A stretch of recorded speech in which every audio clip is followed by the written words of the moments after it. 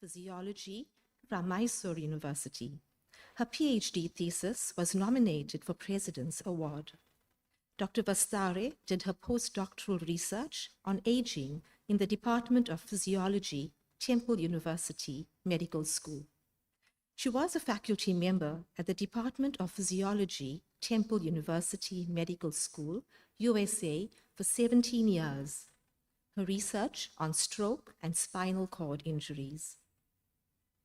She was also the research faculty at the Department of Neurosurgery, Temple University Hospital, Philadelphia, for 7 years.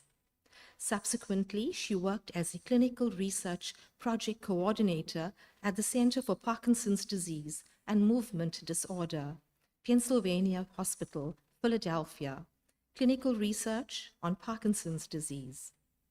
Dr. Vasthare has spent approximately 20 years in basic science and clinical research in the USA. Her research during faculty days included cerebrovascular physiology, research on brain disorders, such as stroke and spinal cord injury, and her clinical research focused on Parkinson's disease. She has contributed to 5 books and published more than 70 research papers and abstracts. She presents papers at international conferences and has been interviewed on several TV and radio channels in India and the USA. She has facilitated over 1,000 support groups meetings at Yogashema and conducted numerous workshops on mind training, mindful living, healthy living, overcoming automatic negative thoughts, ants, forgiveness, improving interpersonal relationships, depression, stress management, and various other topics. I very respectfully invite Dr. Vasthare to deliver her address on the topic Modern Womanhood, based on Sarada Devi's life.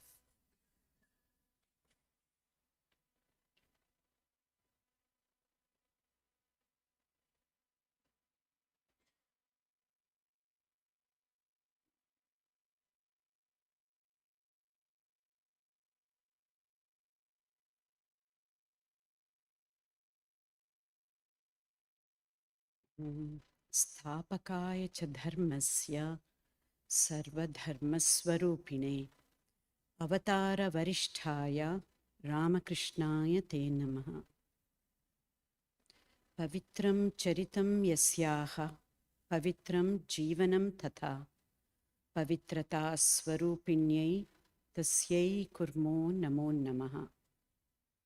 नमः Shri यतिराजाय विवेकानन्दसूरये सच्चित्सुखस्वरूपाय स्वामिने तापहारिणे।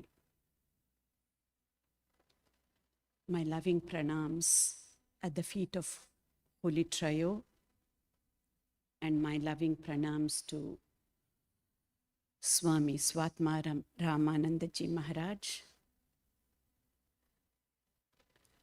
followers of devotion and seekers of knowledge. This is really a privilege for me to be sharing such an auspicious day in this country, which I call this as the other home, not even the second home, but the other home. And have been given this topic of modern womanhood based on Holy Mother's life.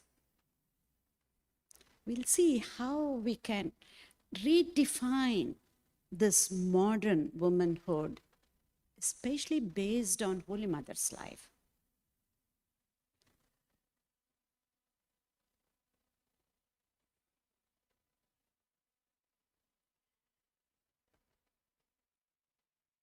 Not able to navigate the slides, Sanjeev.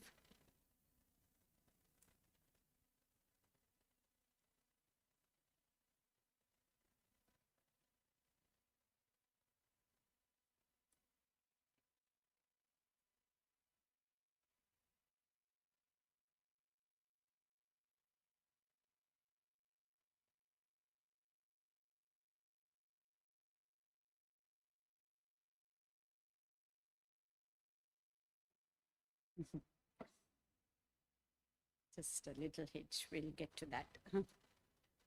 Mini trailer.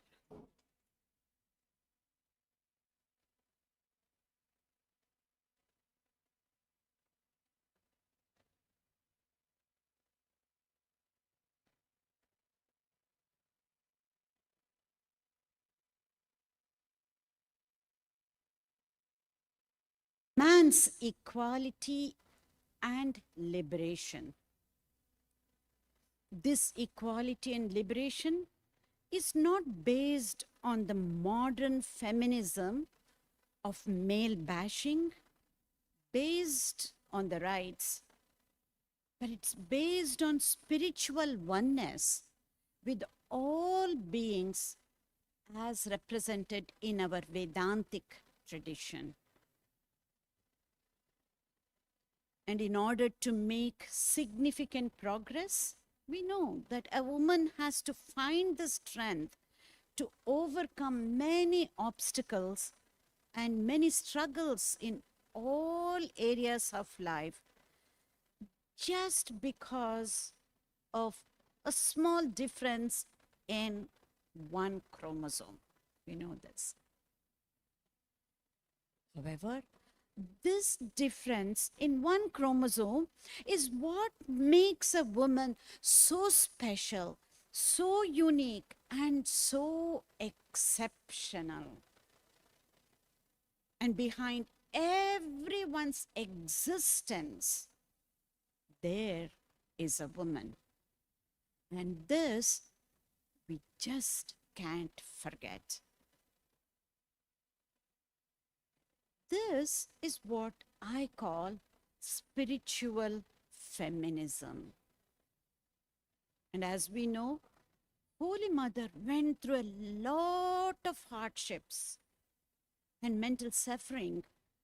And in spite of such struggles, a mere uneducated 5-year-old girl from a remote part of India could rise up to such a level that she came to be revered by one and all as the very personification of Shakti on this earth. Holy Mother was not only revered by one and all, but she was also instrumental in changing the course of many, many lives. So on this special day, National Women's Day of South Africa, what is it that we can learn from Holy Mother's life? Let us see to that. Women's Day today, it is all about educating the society about how each person must contribute in a unique way to help transform the society for the better. So this modern womanhood, based on personification of Shakti and Bhakti as represented by Holy Mother's life, we can just simply put it as transforming oneself and help transform the society. Let's look at this from both Vedantic perspective and neuroscience perspective. So what is this Shakti and Bhakti? We'll see. And how do we get this Shakti and Bhakti? And how and what do we use this for? If we can look at this from both Vedantic perspective and neuroscience perspective, Shakti is one of our true nature, which Vivekananda simply puts it as divine. Whether we realize it or not, we are all divine beings going through a human experience. By knowing our true nature, that is our divine nature, this Shakti bhakti gets manifested. And this is what we usually call this as Atma Bala, the spiritual strength. When we look at the same Shakti from a neuroscience perspective, this strength or Shakti does not come from winning, comes from struggles. And it comes from not giving up. It comes from building up resilience from the struggles that we go through.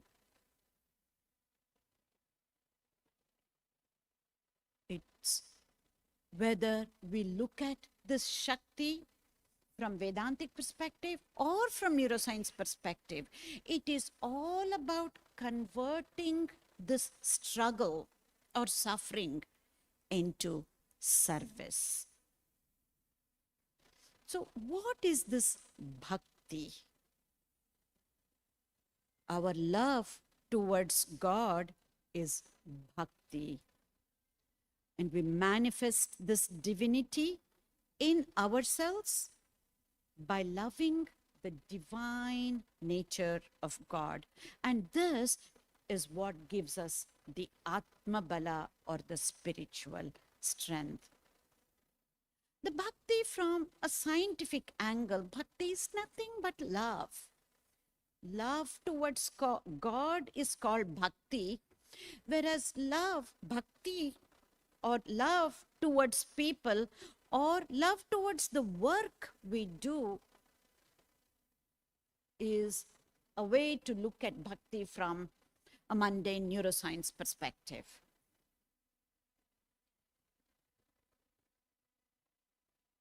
Let us go a little bit deeper into what this Shakti or the strength means. Because using this Shakti, Holy Mother, in a very gentle way, empowered feminine fraternity, changed the society, and is still influencing the humanity itself. So if we can dig a little bit deeper into this Shakti, what kind is it? Is it a kind of integrating or a kind that divides? Let's go a little bit deeper and see the difference between two types of Shakti or the strength or the power. Shakti is not the power of aggression that divides and it causes conflict. That is not the Shakti that we are talking about. It is that Shakti or the power of integration that unites and brings peace, unites people, unites religions, unites our understanding and concepts, and ultimately it needs to bring peace. It's not the kind of strength we're talking about which has a destructive type of energy which is born out of ignorance and inertia. But it's a kind of Shakti we are talking about that has that creative energy born out of true knowledge and wisdom. Knowledge about ourselves so that it leads to knowledge about others and also knowledge about who we truly are. Because once we start understanding ourselves, self-knowledge, that is what leads to self-realization, whether we know it or not. This we can understand by a very simple statement by a Sufi mystic by name Rumi.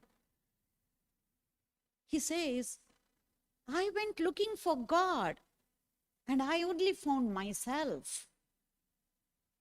I went looking for myself and I found God.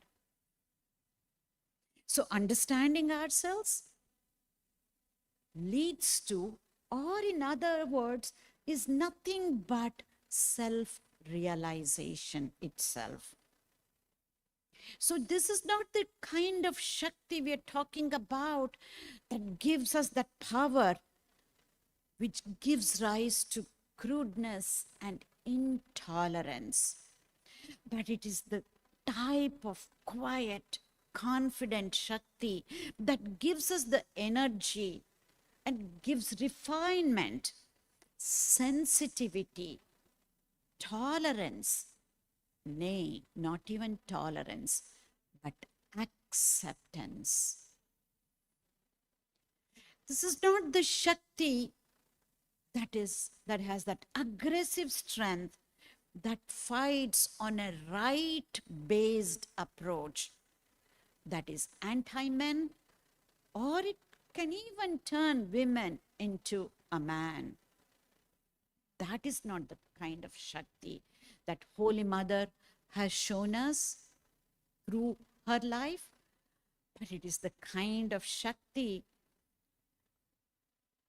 which inspires us and brings joy, and that arises from inner steadiness, inner calmness, contentment, leading to a fulfilling life. This gentle strength is what we are talking about, which we get by knowing our true nature, which is divine. This kind of gentle strength is what we need to cultivate. And that kind of energy is what is needed to nurture and sustain the first within the family and then the community, leading to the society itself. That's how we can focus on transforming ourselves, leading to transforming the society. So we're talking about modern womanhood, transforming oneself, leading to transforming the society through the message as we see from Holy Mother's life. And Holy Mother is a personification of Shakti and Bhakti, as we have seen. So for this to happen, we need to be ready. Women need to prepare in a very unique way in this fast changing society. And she has to prepare for the unknown. And how can she be ready? How can she be future ready? That reminds me of our Master's message, wherein he says, as long as I live, so long do I learn. This is what we mean by, we need to be lifelong learners to be future ready. And how? How do we do that? How can we be future ready? Future ready is not becoming or getting to know sometime tomorrow, next year, or after we retire. Because future is now, not tomorrow, but future is now. And let us look at this statement, future is now. I see some quizzical looks. Future is now? What does she mean by this, right? Let's look at this from scientific perspective and from spiritual angle as to what I mean by this. Future is now. I would like to remind you all about this statement that Swami Vivekananda has given us. He says, the present is determined by our past actions and the future by the present.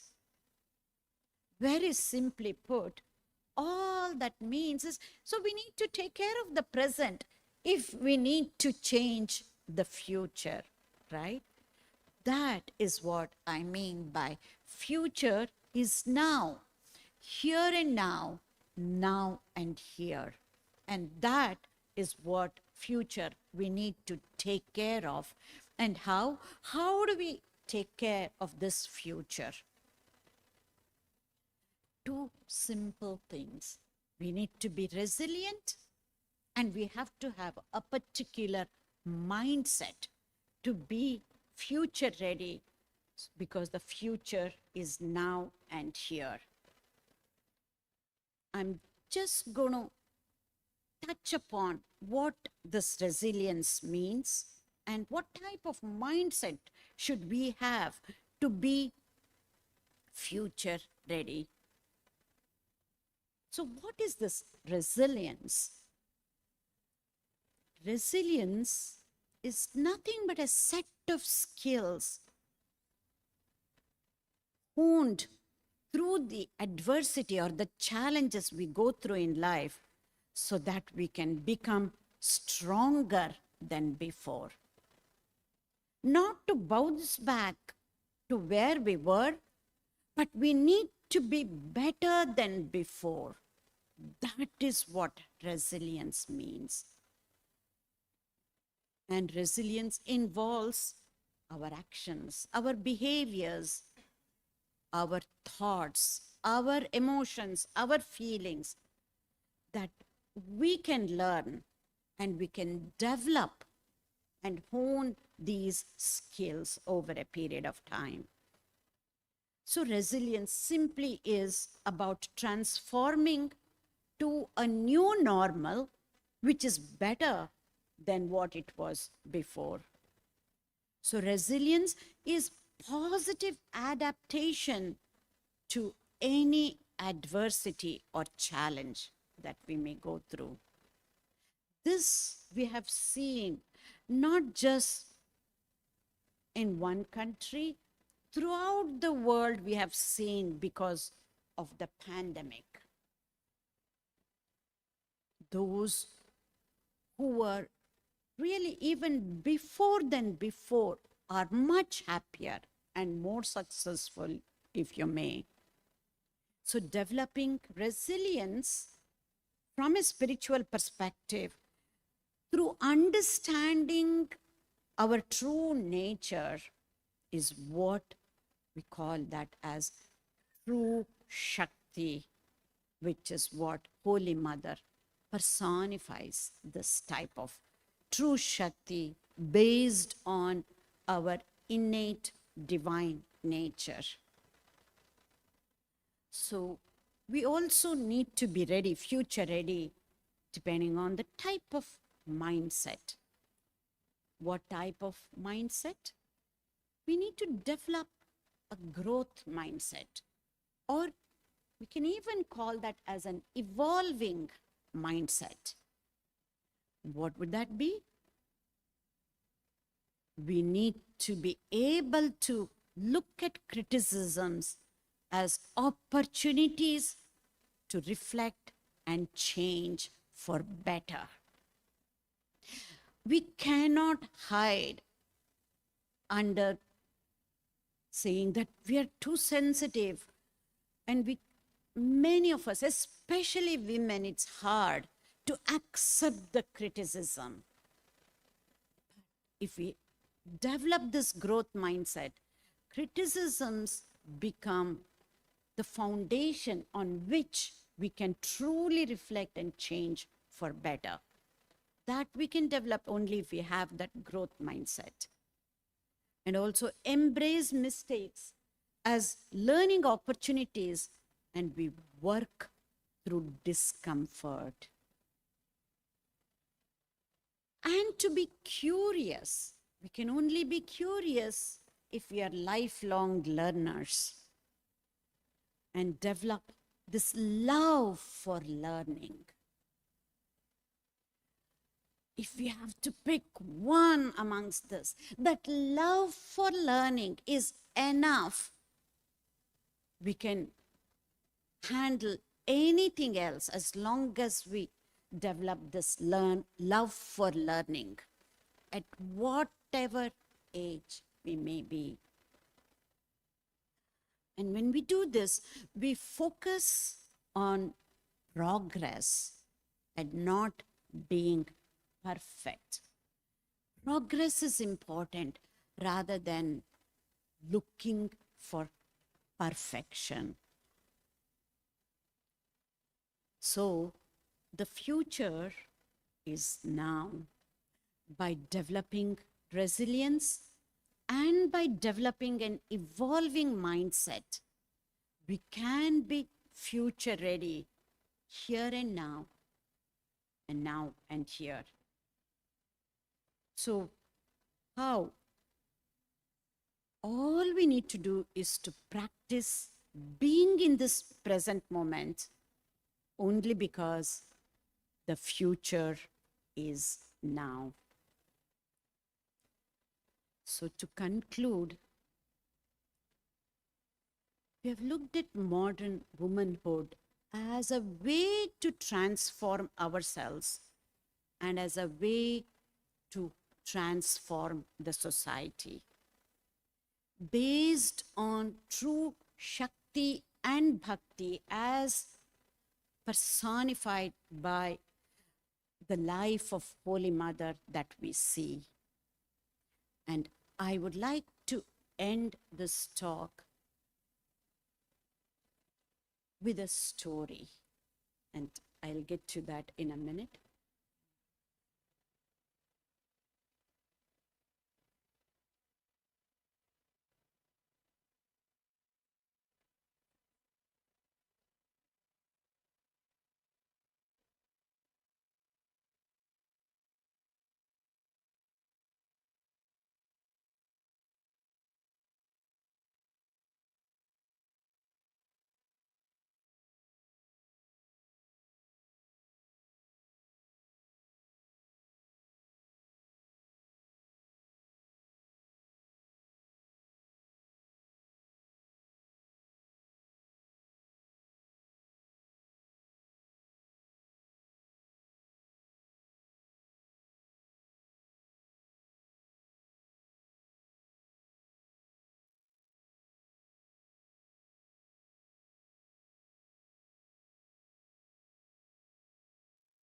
Looks like we have some more time to spare. So before I conclude, I would like to interact with you all and see, rather than just me talking and having a monologue, let's have a dialogue.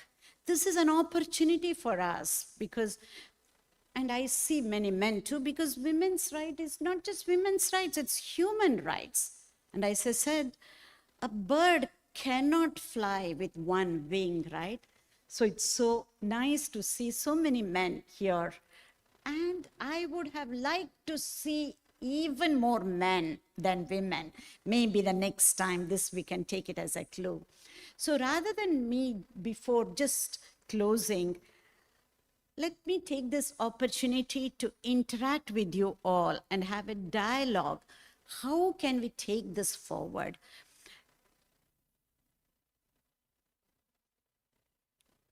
The floor is open, and anybody who wants to ask any questions, we can do that.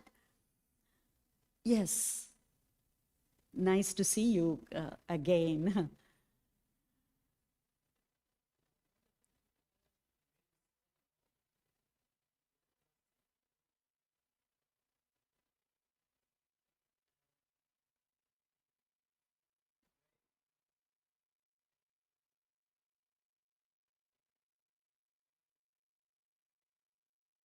Sure.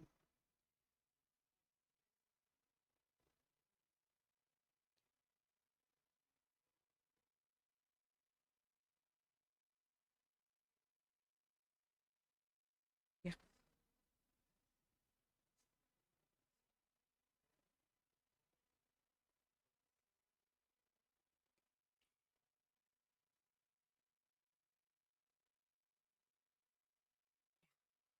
A great question. You know, Now we can say it is natural, to see the power of women. But if we have to go back and see, how did we define power? How did we define strength? At a very gross level, right? And obviously, men had a lot more physical strength than women. And we were stuck at that stage. This is my opinion. When we are just at the gross level, not going into the subtler level, not even to the intellectual level, we only based power and strength based on the physical strength. And in my opinion, this was the biggest mistake. And that's okay if we started off like that. We evolved in many different ways, except in this way, right? We still, what is our yardstick for being successful? Name, fame, how much money we make, right? Even now, in this day and age, this is how we define success at a gross level. Actually, the talk that I gave at Sarada ashram, we redefined the success based on Holy Mother's life. Success is not about name, fame, and money. At a gross level, yes, but we need to keep going to the subtler level, deeper level. And we redefine success saying that it is how we touch others' lives, how we make a difference in people's lives is what success is all about. Based on this definition, now we see, even now, who makes much more of a difference in people's life, even within the family. I'm just talking in a general manner. Mostly it is the women because of our innate caring, nurturing nature. And I truly feel this is not based on that change in the chromosome. This is what we are understanding from a scientific perspective. Yes, hormones do play a role. That change in the chromosome plays a role. But we forget those same hormones, both men and women have similar hormones, but the level of the hormones might be different.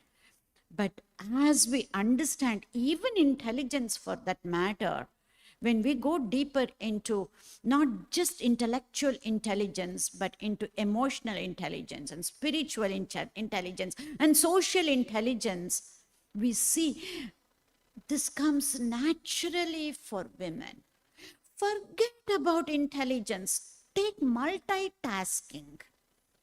We know, and studies have been done, that women are much better multitaskers. I'm not making any value judgment here saying that multitasking is better than focusing on one thing.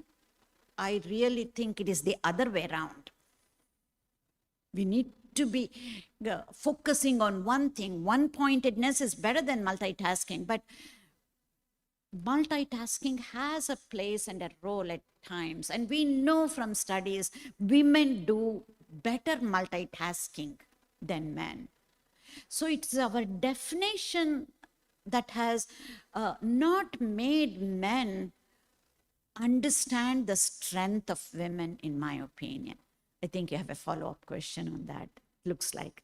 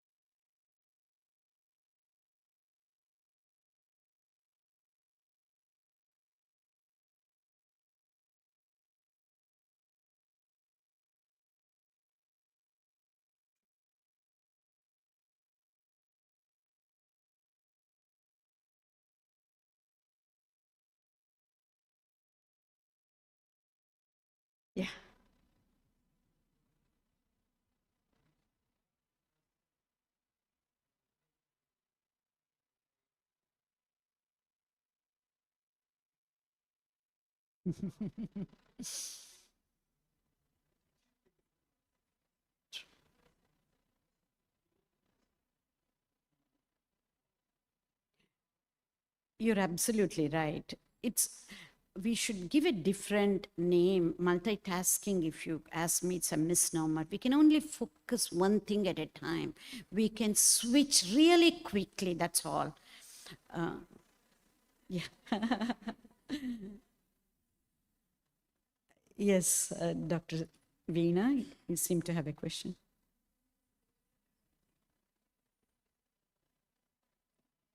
Yeah, yeah. Thank you.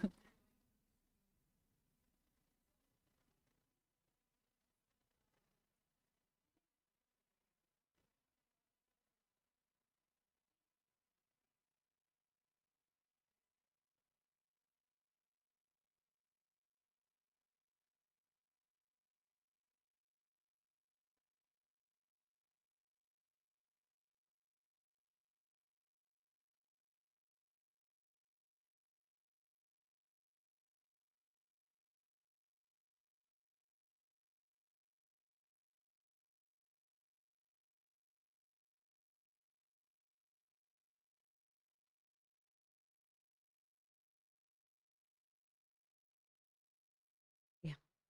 It's a great question, Veena, because it's very close to my heart because I have faced this. No, yeah, go ahead.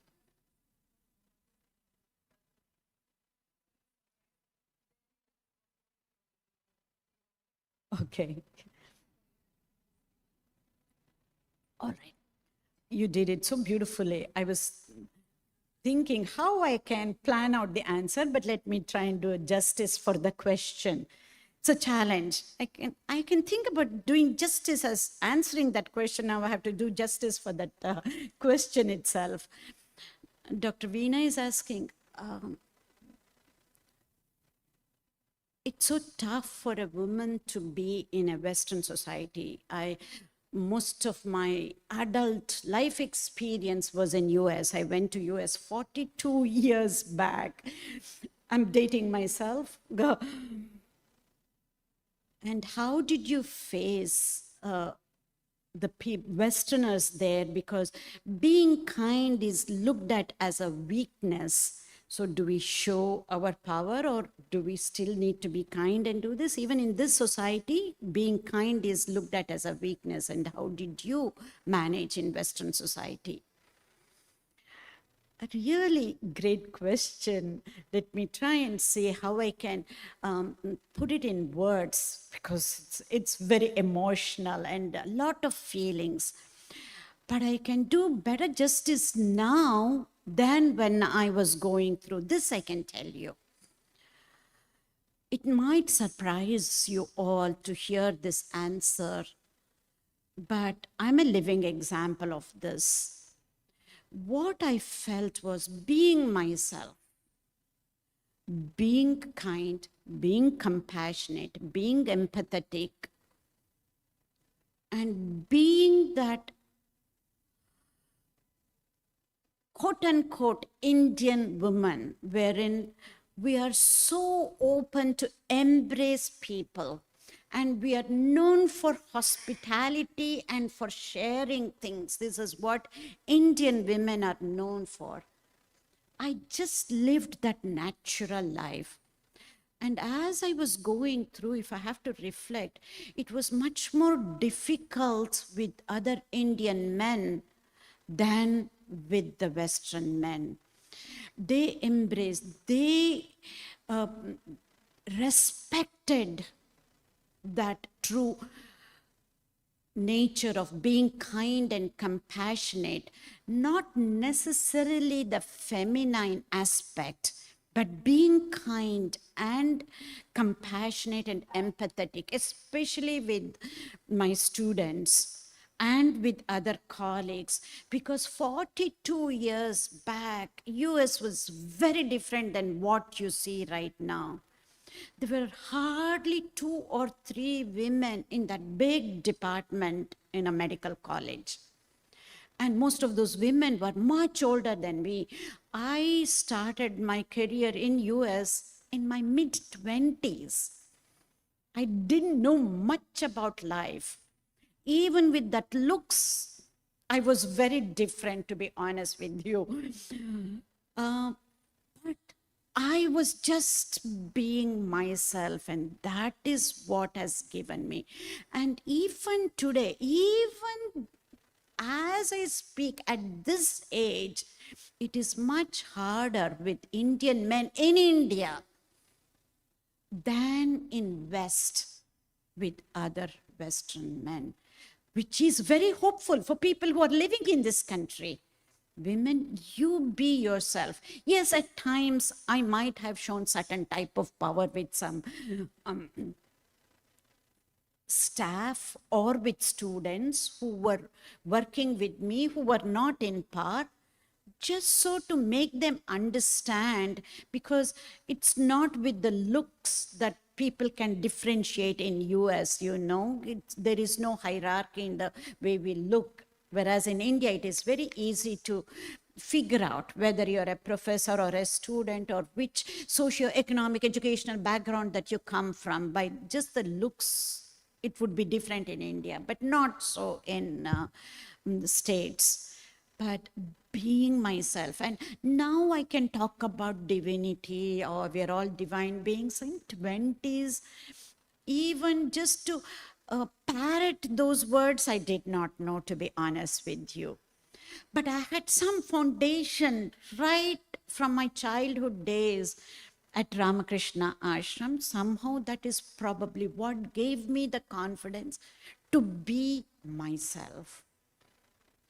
And this is the most crucial message that I give for women. Go with your own true nature, your swadharma. Some women are naturally, whichever way you want to say, maybe lot more assertive and whatnot. That does not mean others who are empathetic are not assertive. This is what I call as quiet confidence. When we follow our swadharma, we develop that quiet confidence. And now I can put all that experience, bringing scriptural angle to this. Sometimes with either students or with other staff in the department, I might have to be a little bit more firmer than other times with other peer group, probably because of the nature of people. We know through Bhagavad Gita, we go through 3 gunas, right? Tamasic, Rajasic, and Sattvic gunas. Depending, all the 3 gunas are in all the people. It's not that certain set of people are Tamasic, certain others are Sattvic. Absolutely not. All the 3 gunas are in each and every one of us, depending on which guna or the quality that gets expressed. I'm sure you're familiar with Tamasic, Rajasic, and Sattvic gunas. I might have not reacted, but responded in a certain way. I would like to say responded, probably. I would have reacted at that time. Now I'm not trying to glamorize, but analyze and then say this. We will have to be doing that based on the quality. But we need to be true to our true nature, whatever it is for each woman. This is what I truly feel. Because even in India right now, I'm facing a lot more problems because of my looks. They don't believe that I have spent so many decades in US. This is in general, I'm talking about, not in an intellectual community. That's why they say, all you have to do is to open your mouth and people will know that you're a scientist. Sometimes this is what people say, because this is not the typical look that Indian people, not just men, Indian people expect somebody who has spent 4 decades in US. I'm now being very candid and open, because that is the occasion that we have here. So that again goes back to your question. We remain at a gross level, just the outward looks, you know. We need to go deeper, dig deep into ourselves, and then figure out our swadharma, what truly is. Thank you. Thanks for that question. It made me reflect so much. Thank you. Yes.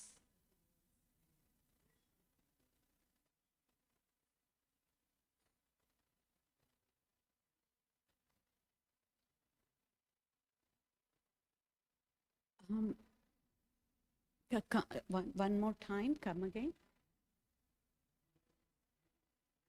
Progression.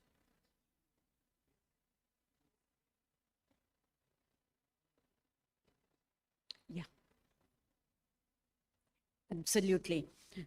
See, academia is little different than masses, you know, even in America. Usually intellectual communities, they are always open, and then they are more progressive than the masses. Luckily, all my experience has been in academia. So in that way, I'm blessed and protected by people who are so open. But I see now, yes, there is lot more, uh, men are lot more progressive and lot more accepting of women, and not just in America, even in India, especially the younger people. They are a lot more open-minded than my generation, I can tell you. I have to give credit. I know many of you have kids who are in their 20s or even 30s. Take it from me. It's a blessing for you. They are so much more naturally open-minded than our generation. We needed to learn to be more open-minded. So hats off to the younger generation that I see many of you here. They're naturally open-minded because the level of awareness and the overall intelligentsia, I think I got it right, is at a very different level right now than what it was 40 years back. Again, a great question. Yes.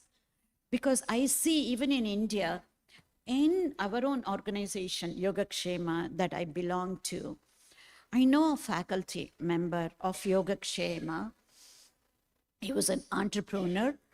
His wife was a surgeon, and she needed to take care of her career, and the opportunities were much better in a different state. So she had to live a little bit far away from her home. And this faculty actually stepped up and took care of the daughter and the household when his wife was working as a surgeon elsewhere. I know them so personally, and I'm so proud to say this, got an opportunity to do this. In India, still this is at a different socio-economic educational level. We may not see that in the masses. If they do, it's only because of the necessity of the money. Here it is not out of necessity, but out of the equality of gender-based issues.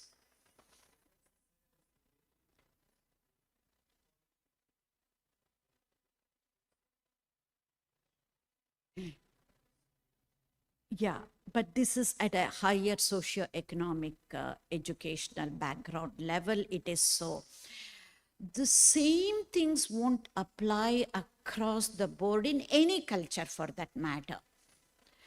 But I think it is not the economic level that we need to base on the middle class family as we were based. While I was growing up, I came from a middle class family.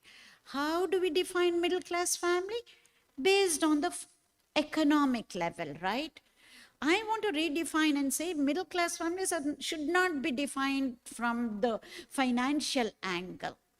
How open minded we are, how accepting we are. We should have a society like that, and so more people will go towards a higher class than based on the finances, to be honest with you. And then we will see, because I see in India those who are blue collar workers, they are so much more broad minded and more accepting of people than the middle class families. Yes. You have a question? Okay. Any other question? Okay, to conclude? Let me just conclude then with a story. This story will give us a lot more to think about.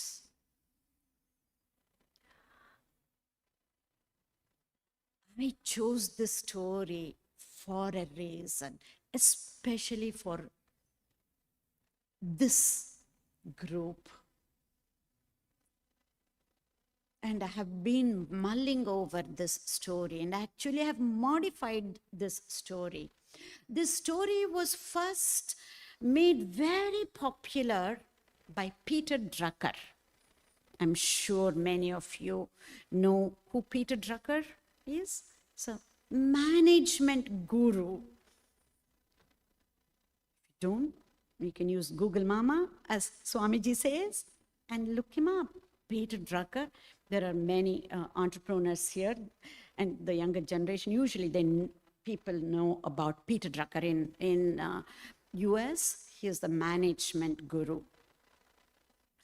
So he made the story of 3 stone cutters very popular, and I have modified that. And this is the first time I get to tell this story, a modified version of the 3 stone cutters story. It's a great privilege for me, and you will see why I chose this story and modified the story. A man came across 3 stone cutters and asked them what they were doing. The first replied, "I'm making a living." The second kept on hammering while he said, "I am doing the best job of stone cutting in this place." The third looked up with a visionary gleam in his eye and said, "I am building a temple." The first stone cutter is simply doing a day's work for a day's pay. The second stone cutter has high aspirations. He wants to be the best. He's brilliant, highly trained, and driven. He's an unshakable individualist. His world is competitive and meritocratic. Yet, somehow, the vision of the second stone cutter is also incomplete. He misses the fundamental interconnectedness of humankind, of societies, and even of economies. This is what the recent advances in neuroscience research is showing us. However, the third stone cutter embraces a broader vision.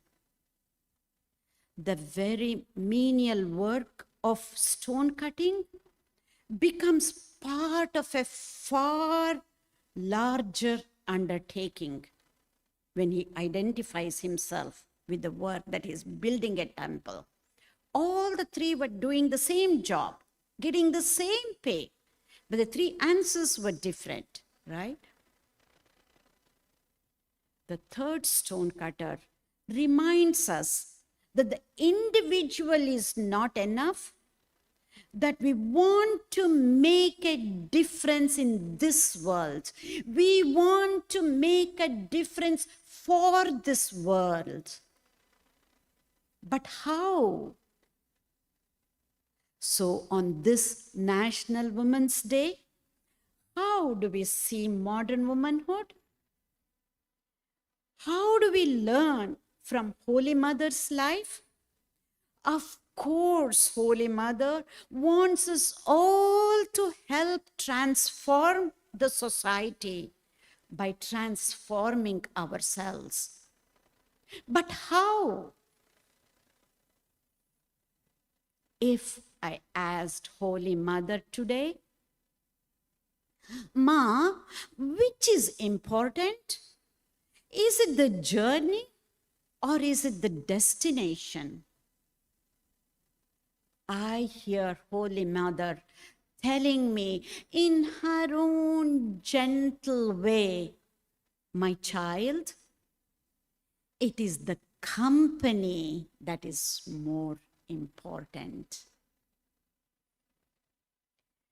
This is the reason that Holy Mother helped build this organization, Ramakrishna Mutton Mission, for us all to transform ourselves and to help transform the society.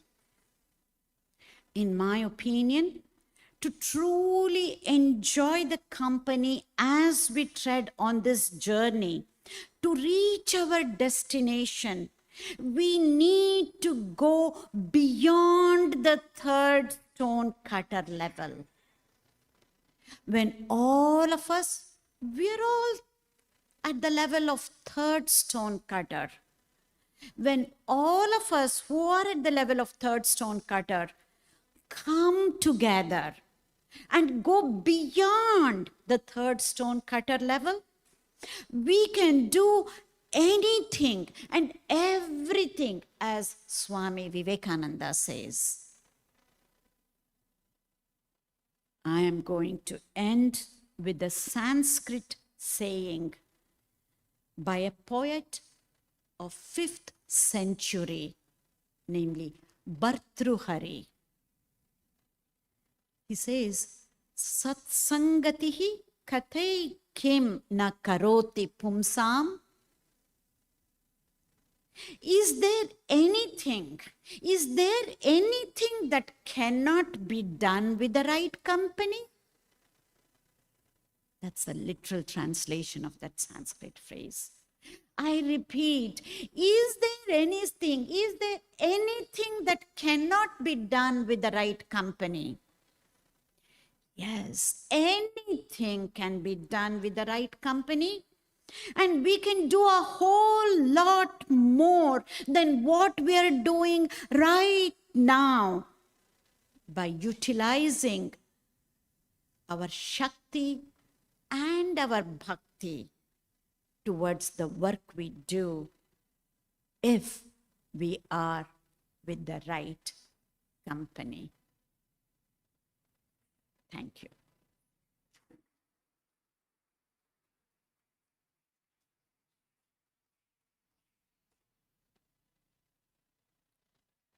Thank you, Dr. Vasthare, for that most insightful and well-researched talk that glorified the life of our Holy Mother from both a spiritual and a scientific perspective. I think we could stand here and go on for hours listening to Doctor. Thank you so much. The next item in our program is the presentation of the Sister Nivedita Award. I kindly like to call Ms. Pam Govender to come forward.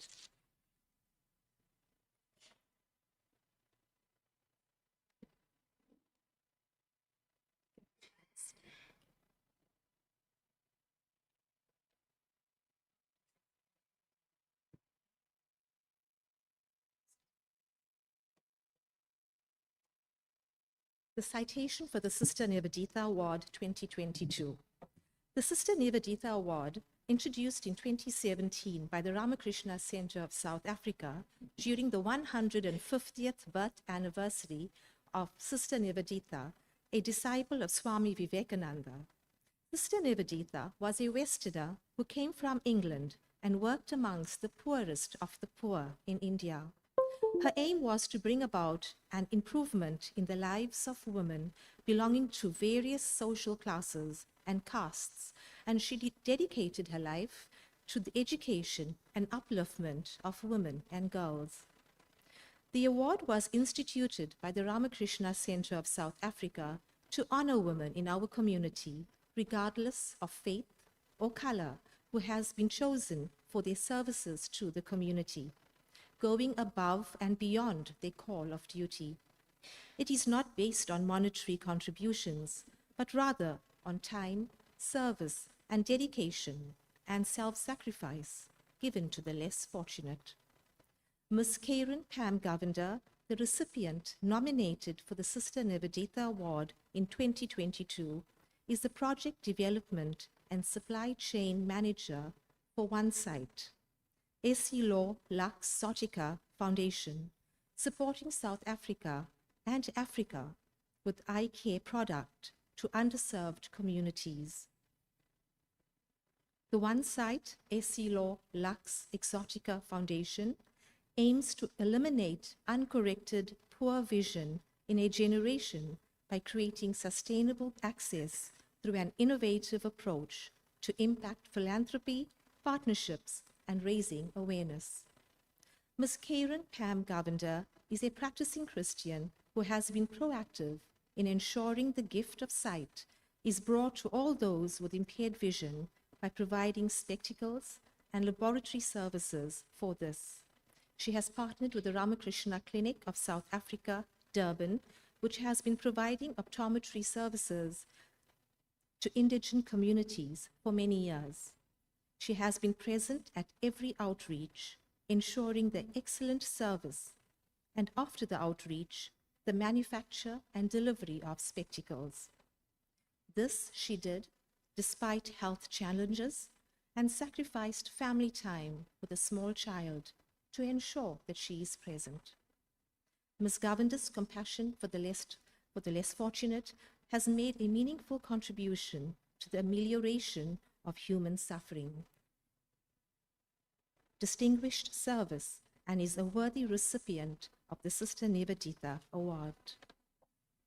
Ladies and gentlemen, it is my pleasure to call upon Dr. Usha Vasthare to present the Sister Nivedita Award for 2022 to Ms. Karen Pam Govender.